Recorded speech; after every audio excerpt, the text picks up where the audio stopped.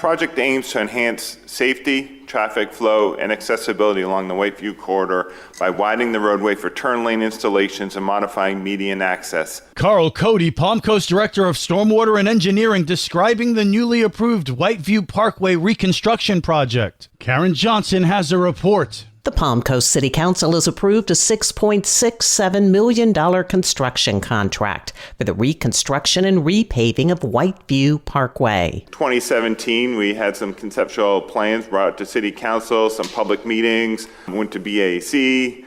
Then we did some design work. We wrapped up the design. We continued to pursue, FDOT funding. We did receive some funding. We had to update the plans to current standards, and that has been completed, and we're able to move forward to construction. Following a series of changes, approval happened for the revised plan, which kept the 4-lane segment at the west end, but added and improved turn lanes. The base bid was just under $6 million, and then we had some additional alternates that DOT does not fund certain things, so we had to have those priced separately, and brought the total cost of the project up to about $6.5 million.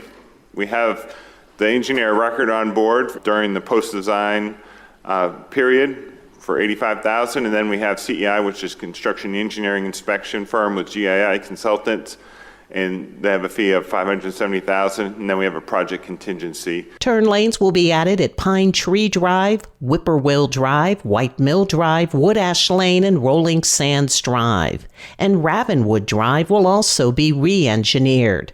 The project is anticipated to take about 9 months.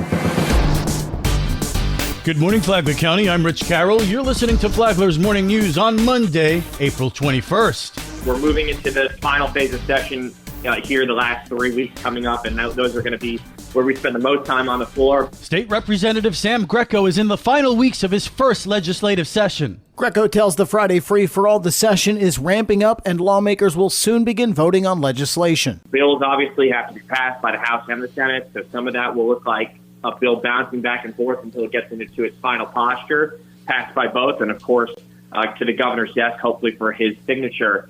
The other thing we're keeping an eye on, and I know we talked about this the last time I was on, but are those appropriations requests for the county and the municipalities. We've got a number of appropriations requests that are currently in the budget that we're trying to make sure stay there, and a few others that were requests we have made that aren't currently in the budget, and we're seeing if there's a way to get them in as the budget moves forward. Greco says he's gone to bat for Flagler County. I've worked hard to advocate for our appropriations requests in Tallahassee. I worked with our counties and municipalities and other groups who are asking for funding to make sure that their budget requests were targeted and that we had really good evidence to back up everything we were asking for. So nobody in the legislature, myself included, is going to get every single thing we asked for, but I'm optimistic that we're going to get some critical dollars targeted to some of the areas of highest need. The legislative session wraps up May 2nd. This local news is a service of Flagler County's Toyota dealer, Beaver Toyota, US 1 St. Augustine, here to wow you. This is a common sense change to simplify and benefit the lives of Americans. Senator Rick Scott wants to do away with changing the clocks twice a year. My bipartisan bicameral Sunshine Protection Act. It will end the twice yearly time change and make daylight savings time the national year-round standard. Senator Scott says his bill has bipartisan support from 17 co-sponsors. It's an understatement to say that our nation has changed since the United States began changing the clock over a century ago. For example, American households have electricity now. We also have self-driving cars, computers, and cell phones.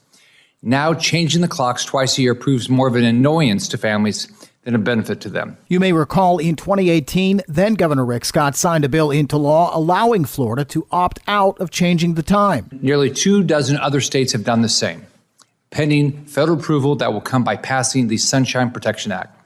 The American people love having an extra hour of sunlight, especially in my state of Florida, where that means more time you can enjoy outdoors and activities with families. Studies also show the potential for reduced cardiac issues, stroke, and seasonal depression. Reduced robberies, benefits to the agricultural and overall economy with an extra hour of sunlight. And we have a great opportunity to finally get this done with President Trump on board to lock the clock. More than 750 bills and resolutions have been introduced in state legislatures over the years to do away with changing the clocks. Only Hawaii and Arizona have seen them become law.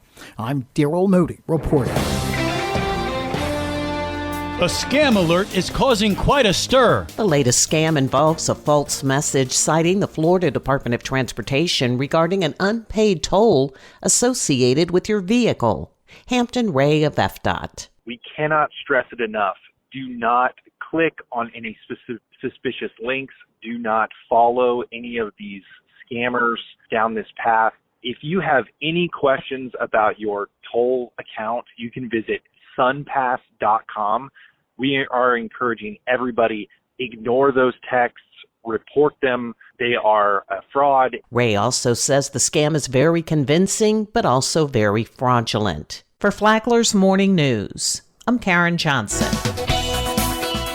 And now you're up to date on Flagler's Morning News. I'm Rich Carroll.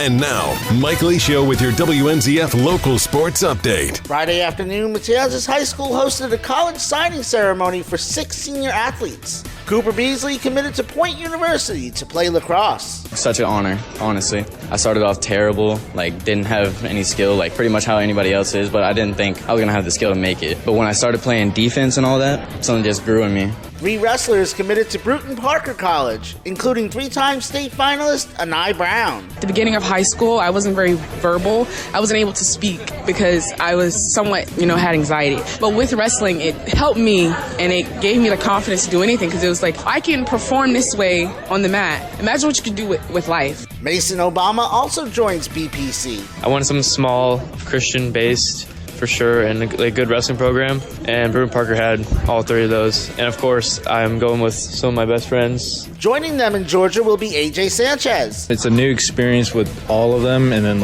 I've seen them working hard, and they push me to be a better person in the room and outside the room, so it's just amazing to be all together again. Softballers Juliet Fogel and Leah Stevens made their signings official to St. John's River State and Florida, respectively. FPC's Tiana Fries will also join the Bruton Parker wrestling program. Her teammate Anna Villar committed to William Penn. Track districts took place this weekend. The FPC team had many winners. The boys 4x400 relay team, William Roberts in the 400, RJ Watson in the triple jump, Tanner Bennett Cawley in the pole vault, plus Colby Cronk in the discus and shot put, where he's the defending state champ. Maya Tyson won both throwing events for the girls, Karina Marcellus the triple jump, and Ariana Slaughter the 800. For the Pirates, Jezariah McCoy won the 400 hurdles, Ladarian Baker the triple jump. Regionals take place next week. This is your home for local sports, with updates Mondays and Fridays. From the WNZF Sports Desk, I'm Mike Licio.